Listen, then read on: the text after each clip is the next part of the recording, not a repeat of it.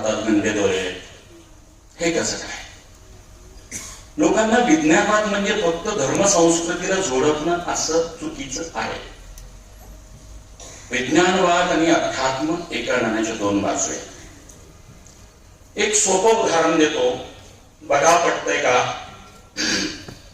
एवढ्या मोठ्या आकाशगंगा, त्यात पृथ्वी सारखा छोटासा ग्रह, त्या पृथ्वीवर 193 देश. करा ना विचार की आकाशगंगा एवढ्या पृथ्वीसारखा छोटासा ग्रह, त्याच्यावर 193 देश.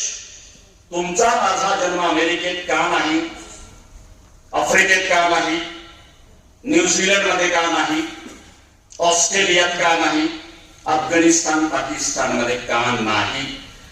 याचं उत्तर सापडत नाही. तिथे सांख्यांचा कार्यकारण सिद्धांत लागू होत नाही, तिथे बुद्धिप्रामाण्यवाद लागू होत नाही, तिथे विज्ञानवाद लागू होत नाही, तिथे विधिलिखित आणि प्रारब्ध म्हणावं लागतं. म्हणून मी प्रारब्ध मानतो. मग बघा ना, एवढ्या मोठ्या आकाशगंगा, त्यात पृथ्वीसारखा छोटासा ग्रह, जन्म आपला आफ्रिकेत नाही, अमेरिकेत नाही, न्यूझीलंड मध्ये नाही, ऑस्ट्रेलियात नाही, जन्म एवढी देश, 193 देश. जन्म परमेश्वराने तुमचा माझा घालून घालावा हिंदुस्थान मध्ये, ही भाग्याची गोष्ट आहे. आणि हिंदुस्थानाच्या पाठीवर एवढी राज्य. जन्म झारखंड बिहार मध्ये नाहीये, आसाम अरुणाचल मध्ये नाहीये. तुमचा माझा जन्म परमेश्वराने घालावा, नियंत्याने घालावा, तो छत्रपतींच्या महाराष्ट्रात 7 जन्माची गुन्हे लागते. इथं जन्म आहे. कोणता विज्ञानवाद लावणार?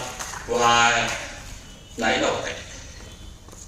कुठला तर्कवाद लावणार? नाही लावत. म्हणून प्रारब्ध मानावं लागतं. काहीतरी पुण्य केलं म्हणून इथं जन्म.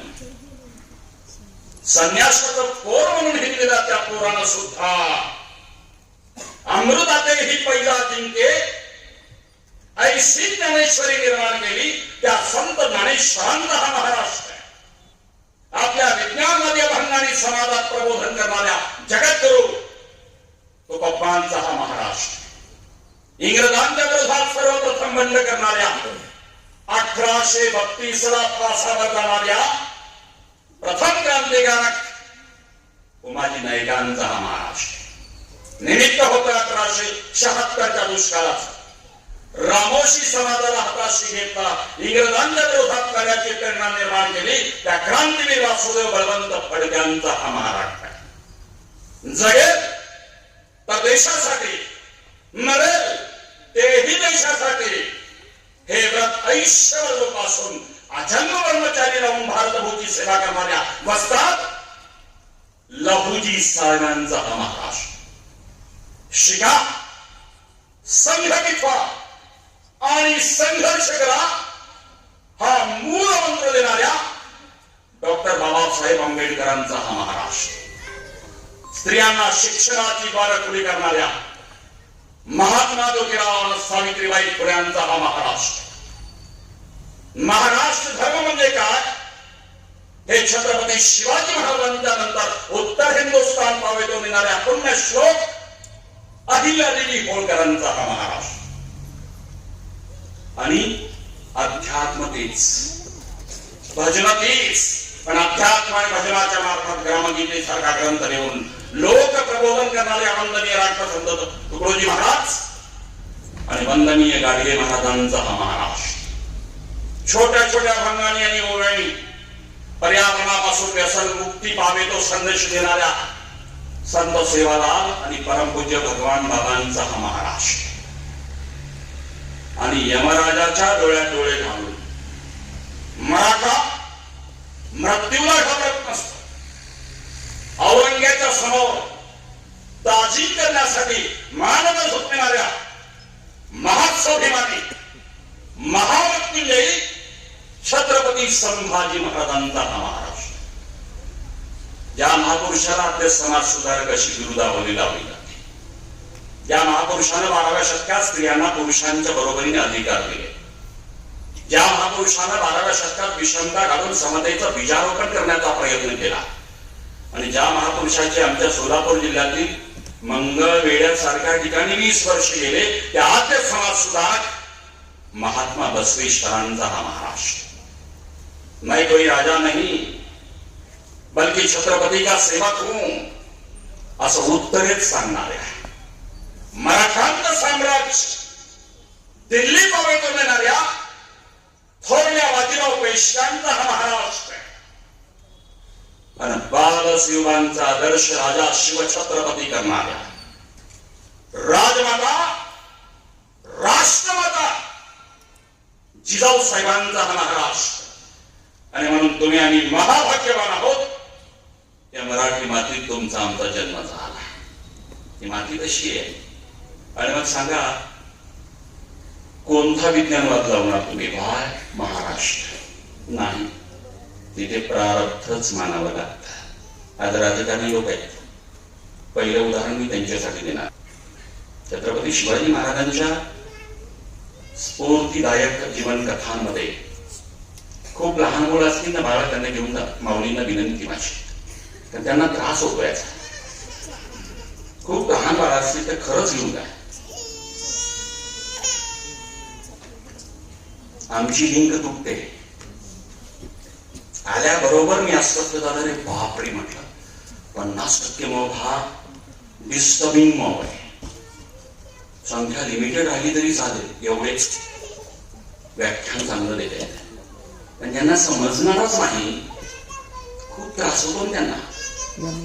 माझ्या व्याख्यानात तर खेडेपाडी कधी कधी असे बसलेले असतात, 15व्या मिनिटाला व्यक्तीत होतात, खडे मारतात एकमेकांना। त्यांच्यासाठी बरोबर असतात ते, ज्या अपेक्षेने ते आलेले असतात त्यांच्यावरती आम्ही कसोटीला करत नाही, बालकथा जमत नाही। राजकारण्यांसाठी उदाहरण आहे, पण सगळ्यांनाच कामाला येईल। शिक्षक खूप आहे तिथे, व्यापारी आहेत, डॉक्टर्स आहेत, क्रीम ऑफ द क्रीम लोक आहेत, पण खास करून राजकारण्यांना हे उदाहरण छत्रपतींचे आहे। बघा, महाराज जगले 18,306 दिवस, बालपणातले 4,000 दिवस पदार्थ, उरलेलं आयुष्य युद्धामधून युद्ध, लढ्यामधून लढाया, आणि प्रत्येक वेळा यमराजाचा पराभव हे सूत्र ठरलेलं आहे। पण महाराजांमधला उत्तम प्रशासक कधी अनुभवला नाही इतिहासात। बघा, माणसाच्या आयुष्यामध्ये काही बॅड पॅच असतात। बॅड पॅच म्हणजे काही मिळत नाही आयुष्यभर, आपण खूप प्रयत्न करतो। बघा, आपल्याला आयुष्यामध्ये असतं की नाही, आंबडच्या या मोक्याच्या ठिकाणी माझी जागा असली पाहिजे, स्वप्न असतं। काही वेळा असं असतं की अरे माझ्या वडिलांनी प्रयत्न करून बघितला, त्यांना नाही घेता आलं, ते शेत मला घ्यावं लागेल, माझ्या वडिलांची इच्छा। म्हणजे काही ना काही खूप लहान मुलं असतील, माझी नम्र विनंती आहे, माऊलींना विनंती आहे। काय होते माहितीये का, तो मी कमीत कमी 5-6 वेळा यांना बोलत होतो, बघा हो काहीतरी एकदा सगळं मग करून टाका, म्हणजे 7वीच्या बाहेरचा, पण तो जायलाही तयार नाही हो। एवढा आलाच कसा, हा पहिला प्रश्न मी त्यांना विचारला। बाजूला काही हॉस्टेल वगैरे आहे का? तर सभागृहात एवढी लहान मुलांची लक्षणीय गर्दी नसतेच। माऊलींच्या बरोबर आलेले 2-4 लहान मुलं, परत माऊलींना विनंती की खूप लहान असतील ना, नाही थांबणार। मी एखादा प्रसंग असा पीक लेवलला नेतो आणि लहान मुलं काहीतरी करतात, राहून गेलेलं काहीतरी। काय होतं माहिती, जिथे जन्म झाला ना, अरे तुमच्या माझ्यासारखा सामान्य माणूस पडकं घर असेल तिथं तुमचा जन्म आहे, आपल्या अस्मिता आणि भावना जोडलेल्या असतात। आपण म्हणतो की नाही, 1 कोटी रुपयाला सुद्धा ती जागा मला विकत घ्यायची, माझा जन्म आहे तिथला। अस्मिता असते, भावना असते, पॅशन्स असतात, आपण हृदयाने जोडलेलं असतं। तुमच्या माझ्यासारखा सामान्य माणूस जर जन्म झालेल्या घराविषयी एवढं ममत्व ठेवत होतो असतो, छत्रपतींना काय वाटलं असेल शिवनेरीच्या बद्दल? पण नाही, प्रयत्न करून सुद्धा ज्या किल्ल्यावरती जन्म झाला तो शिवनेरी महाराजांना हयातीत जिंकता आला नाहीये, राहून गेलेला। मराठ्यांचा स्वर्णकाळ, किल्ले देवगिरी आगवा पडत होता. या द्वंद्व समाज नाही जिंकता महाराजांनी. आणि जंजिराचा अंत नव्हताच. तो हापशांकडे आदिलशाही किल्ला आहे. तुम्ही अलिबागला बघितला असेल मुरुड जंजिरा. महाराजांना तो हवा होता का? इंग्रजांवरती नियंत्रण मिळवायचं होतं, पोर्तुगीजांवरती नियंत्रण मिळवायचं होतं आणि पाण्यातला किल्ला हवा होता. महाराजांचं धोरण होतं ज्याचा आरमार त्याचा समुद्र. आणि म्हणून महाराजांनी आरमार निर्माण केलं. दूरदृष्टिकोन आहे. जंजिरा घेतला तर सगळ्या कोकणात पासून ते बसरूर पर्यंत मराठ्यांचं स्वराज्य आणि आरमार महाराजांच्या मनात आहे. जंजिरा घ्यायचं. आता बघा, मालकाच्या मनात आहे तर सगळ्यांमध्ये हे प्रसूत होते भावना की महाराजांना काय हवंय. एके दिवशी महाराज बसलेले, दरबार भरलेला आहे आणि अनपेक्षितपणे एक मावळा पुढे आला. वय कमी आहे पण तो आरमारातला सैनिक आहे. बघा छत्रपतींचं वैशिष्ट्य बघा.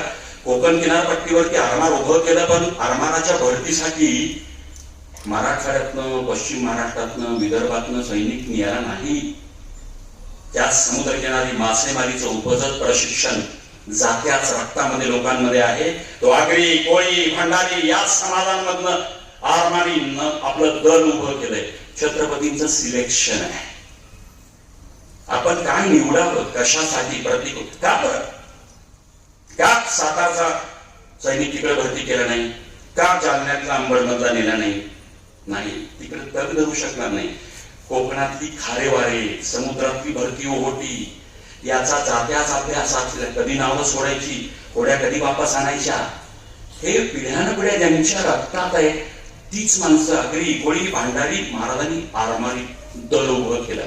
त्यातला तो एक कुलाव्याचा राहणारा वैकमी महाराजांनी मुजरा केला आणि एकदम बोला, महाराज मी जंजिरा घेऊन जातो. सगळे हसायले. याला काय मनातल्या मनात उपरोधिक हास्य होता, उपहासात्मक हास्य होता. येऊ घेणार वय आमचे टाळ्याचे पांढरे झाले, आम्हासनी जमलं नाही आणि येऊ घेणार. त्याचं नाव होतं लायजी सार पाटील कोळी, कोळ्याचं पोरग. महाराजांनी मुजरा केला, कुलाब्याचा राहणारा महाराज मी जंजिरा घेऊन जातो. सगळ्याला वाटलं की महाराज जिम्मेदारी देणार नाही. सगळे हसतायत. उपरोधिक हास्य आहे प्रत्येकाच्या चेहऱ्यावरती. पण महाराजांच्या चेहऱ्यावरती हास्य नाहीये, उपरोधिकता नाहीच नाही. त्याची स्वामीनिष्ठा, दुर्दम्य इच्छाशक्ती महाराज जोडतायत. याला गुणग्राहकता परीक्षण म्हणतात. कार्यकर्ता असाच निवडावा लागतो, नाही तर आदल्या दिवशी कधी कोणाकडे मॅनेज होईल कळत नाही. साहेब तुमचाच म्हणून 2 दिवस अगोदरपर्यंत छातीवरती किल्ले लावणारे 2 दिवस अगोदर गायक एकाएकी होत नाही, प्रतिस्पर्ध्याला मॅनेज होतात. हा छत्रपतींचा हा गुणधर्म राजकारण्यासाठी खूप महत्वाचा. गुणग्राहकता जोखणे. बघा सगळं दरबार उपरोधिक हास्य महाराजांच्या चेहऱ्यावरती नाहीये.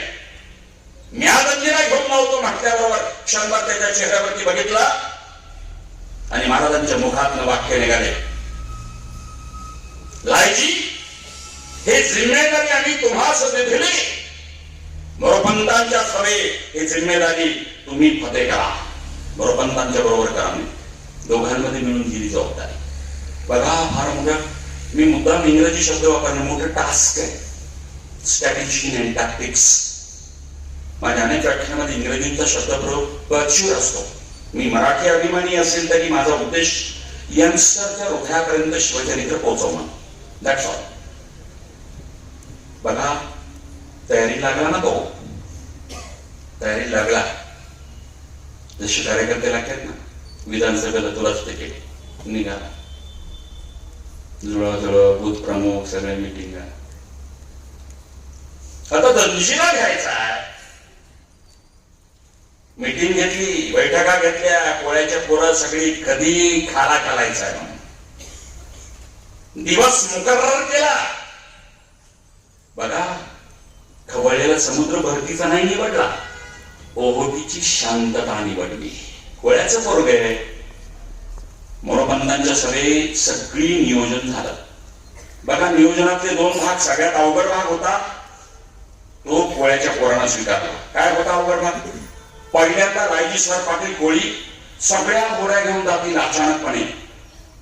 सिद्ध्याला ठाऊक न होऊ देता, हापशांना ठाऊक न होऊ देता बेमालूमपणे सगळ्या घोड्या घेऊन जातील. घोड्यामध्ये शिड्या असतील आणि शिड्या जंजिराच्या तडबंदीला लागतील. काय गाव आहे.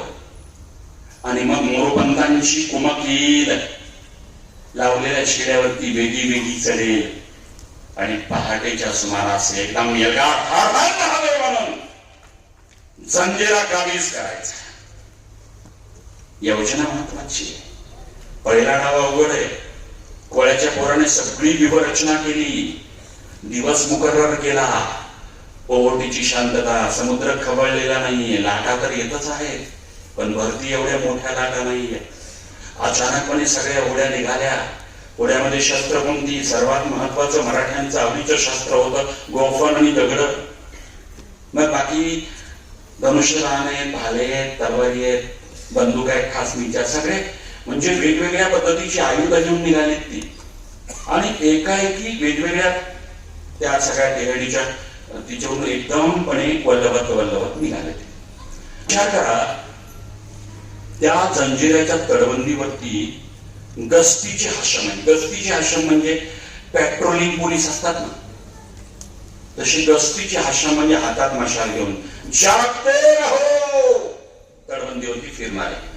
म्हणजे बघा, यांच्या नजरेला चुकवत तिथपर्यंत होड्या आणणं म्हणजे महाअग्निदिव्य.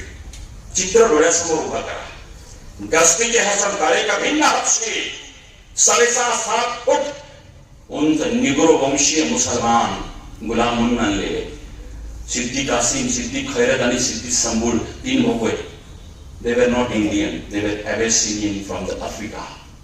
Abyssinian, महाराज त्यांना हबशी बनायचे, हबशी Abyssinian. काळे का भिन्न. आजही बघा तुम्ही तिकडे जात जंजिऱ्याला, निग्रो वंशीय मुसलमान आहे. पेडा ते रेश, 10 लोकांनाही पाणी काढावा इतका भयंकर. जागते राहून पहारा चालला त्यांचा. आणि लायजीसर पाटलाच्या घोड्या ठिकठिकाणच्या त्या टेहणीच्या पॉइंटवरनं निघाल्या यशस्वीपणे. प्रत्येकाला धाक दुखय. कदाचित आम्हाला बघितलं तर, वल्लवण्याचा आवाज आला तर. पण हे सगळं न मालूम माहिती होऊ देता, शत्रूला गनिमाला मालूम न पडता सगळ्या होड्या तिथपर्यंत सुरक्षितपणे पोहोचल्या. वल्लवण्याचा आवाज पण नाही येऊ दिला. समुद्र खवळलेला नव्हता, ओहोटी होती तरीही. आणि ठिकठिकाणी प्रत्येक विशिष्ट अंतरावरती होड्या लागल्या. होड्यातनं शिड्या निघाल्या. शिड्या तडबंदीला लागल्या. चित्र डोळ्यासमोर उभा करा. तडबंदी घेरल्या गेली मराठ्यांकडनं. होड्या ठिकठिकाणी लागलेल्या, विशिष्ट अंतरावरती ठरल्याप्रमाणे होड्यातनं शिड्या लागलेल्या. आता वाट बघणं चालू आहे. मोरोपंतांची कुमक येणार आहे. म्हणजे युद्धाचा दुसरा भाग होता. वाट बघणं सुरू आहे. 1 प्रहर राहिला म्हणजे 3 तास झाले. पहाटे 3:30-4 वाजले. मग मात्र लायजीश्वर पाटील कोळ्याची धाकधूक वाढली, दडदड वाढली.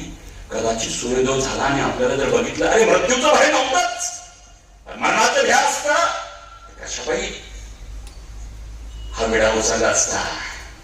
मरणाचं भय एका गोष्टीत होतं. शबूत दिला महाराजांनी, शबूत पाटणार. 2 प्रहर वाट बघितली. शेवटी सूर्योदयाच्या अगोदर कदाचित वरतून दगडगोट्यांचा, तोफांचा मारा होईल आणि आपण जलसमुद्रात बुडू. समुद्र जलसमाधी मिळेल. मृत्यूचं भय नव्हतं, परंतु शबूत पडणार होता. म्हणून अतिशय खिन्न मनाने, निराश मनाने होड्या काढल्या. चित्र डोळ्यासमोर उभं करा. जेव्हा गस्तीचे हाशम जागते राहून असतील ना, जी पाण्याची लाट असेल ओहोटीची, जशी लाट येत असेल तशी होडी हलत असेल. जशी होडी हल्ली तशी शिडी कर कर आवाज करत असेल त्या तटबंदीला. जसा आवाज होत असेल तशी धाकधूक प्रत्येक मावळ्याला होत असेल. आणि मोरपंतांकडे का नसतील. पण मोरपंत आलेच नाहीत. कोताही केली, मोरपंतांनी कोताही केली. ती का केली इतिहासाला अजून ठाऊक नाही. महाराजांनी नंतर खरडपट्टी काढली मोरपंतांची. मोरपंतांमुळे ही मोहीम फसली. नाईलाजानं, खिन्न मनाने, निराश मनाने सुंदर झालेल्या त्या लायजीसाहेब पाटलांनी सगळ्या शिड्या काढल्या, होड्यांमध्ये टाकल्या आणि सगळ्या होड्या अलिबाग, मुरुड, जंजिऱ्याच्या भागात. शेवटी तो कुलाब्याच्या घरात जाऊन बसला कवाड लावून. कोणत्या तोंडानं महाराजाच्या मोर जावं, कोणत्या तोंडानं जावं. शेवटी दुसऱ्या दिवशी महाराजांनी बातमी कळली की लायजीसाहेब पाटलांनी शौर्य गाजवलं, पण मोहीम फते झाली नाही. महाराजांनी 4 मावळ्यांना धाडलं, कडी वाजली, महाराजांचा सांगावा आला. नवीन पिढीला सांगावा धाडलं कळत नाही, मेसेज सेंड. जास्तीत जास्त मराठी आणि इंग्रजीचं भाषांतर महाराजांनी बोलवलंय, राजाने बोलवलंय. निमूटपणे वस्त्र घातली, 4 मावळ्यांच्या बरोबर निघाला. कोणत्या तोंडानं महाराजांच्या मोर जावं, दरबार भरलेला आहे. 4 मावळे घेऊन आले त्या लायजीसाहेब पाटलाला. दरबार भरलाय, प्रत्येकाच्या मनामध्ये एकच आहे, कशापाई म्हणावं महाराजांनी, मी आज अंजेला घेऊन लावतो, बस आता भोग शिक्षा.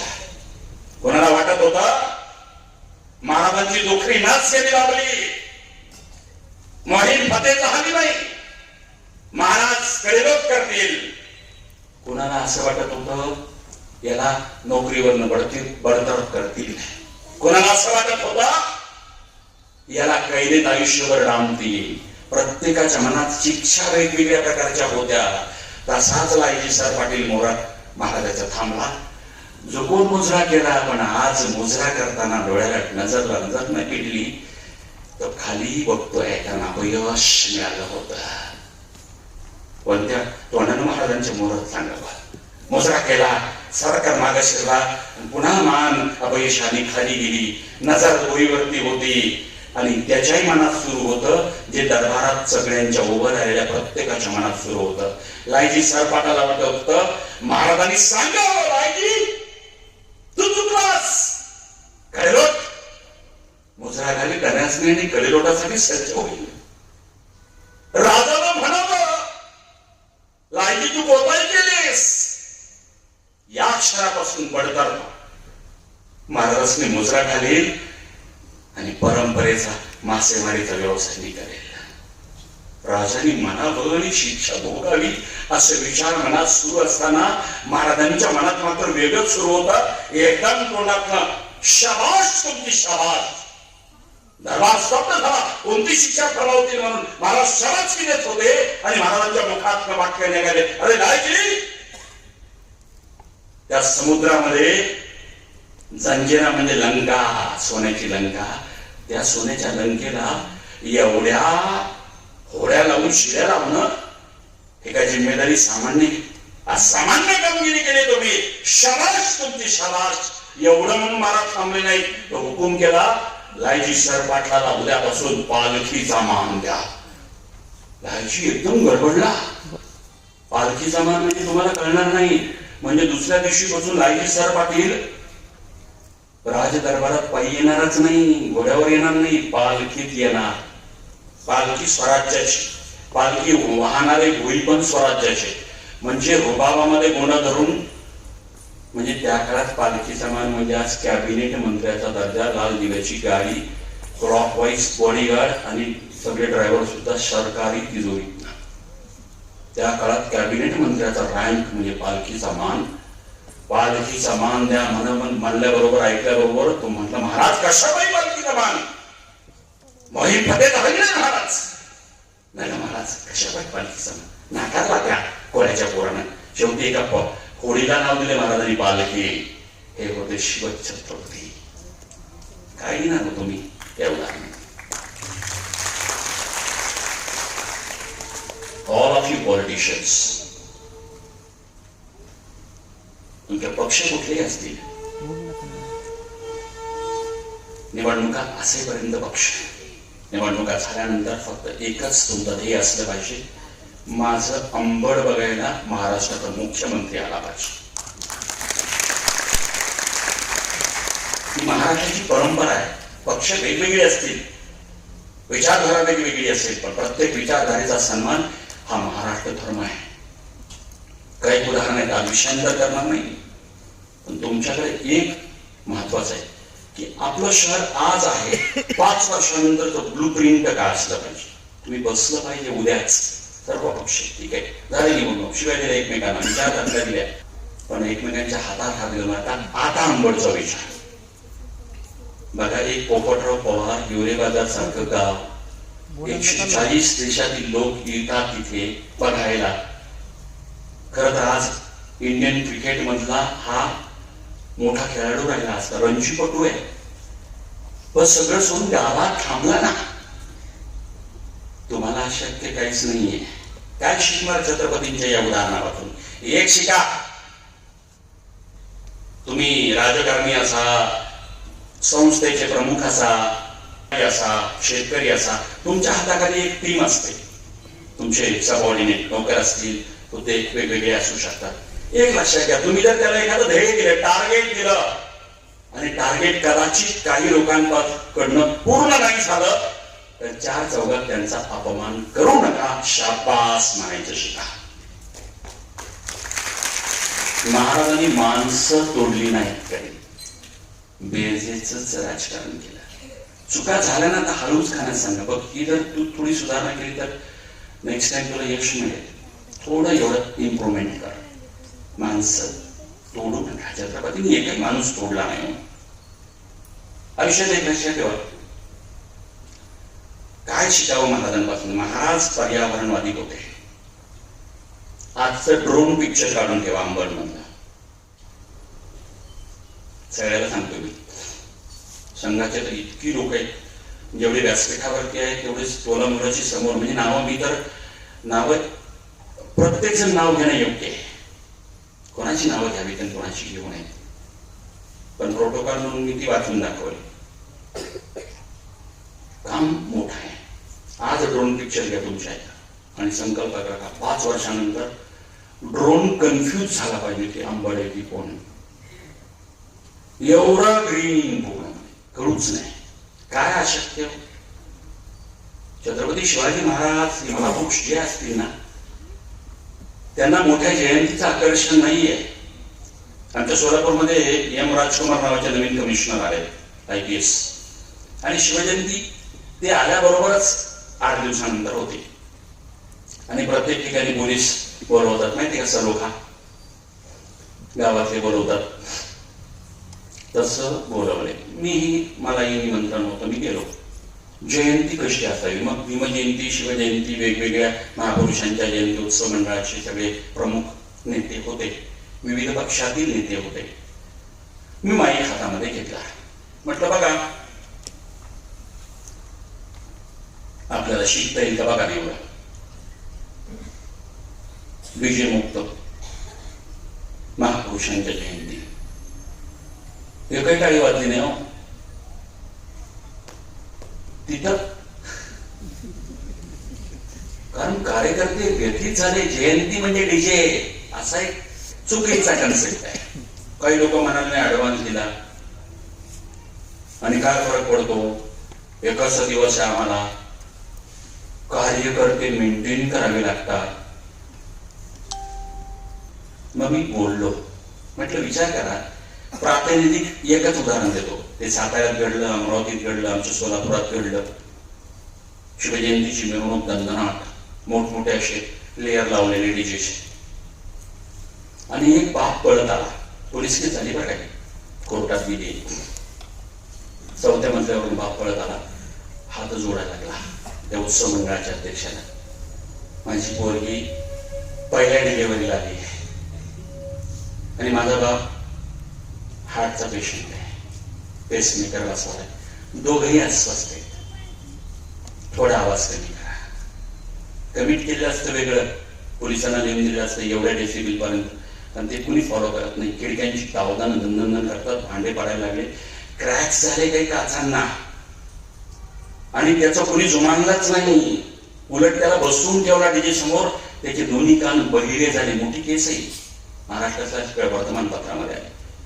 Permanent deafness. हार गाजली. रुटीन चेकअपला पहिल्या डिलिव्हरी आलेला तिची मुलगी आहे ना, तो बाप घेऊन गेला सोनोग्राफी करायला रुटीन चेकअपला. आणि ती पोरगी झोपली आहे गरोदर. प्रोब फिरवला.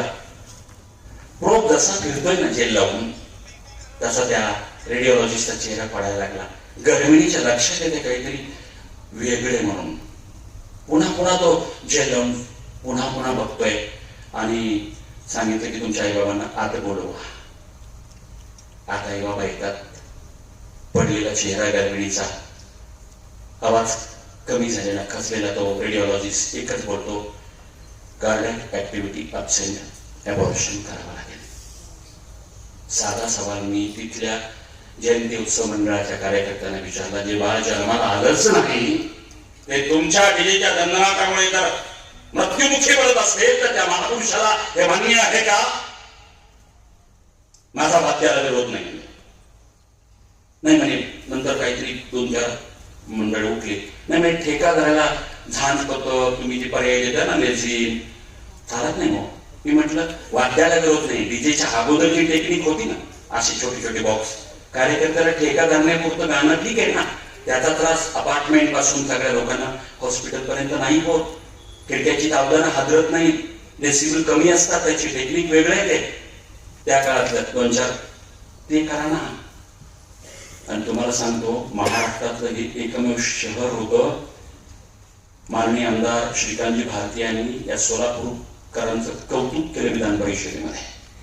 सोलापूर पॅटर्न महाराष्ट्रामध्ये डीजे बंदी असलेला पहिला जिल्हा महाराष्ट्रातला सोलापूर जिल्हा.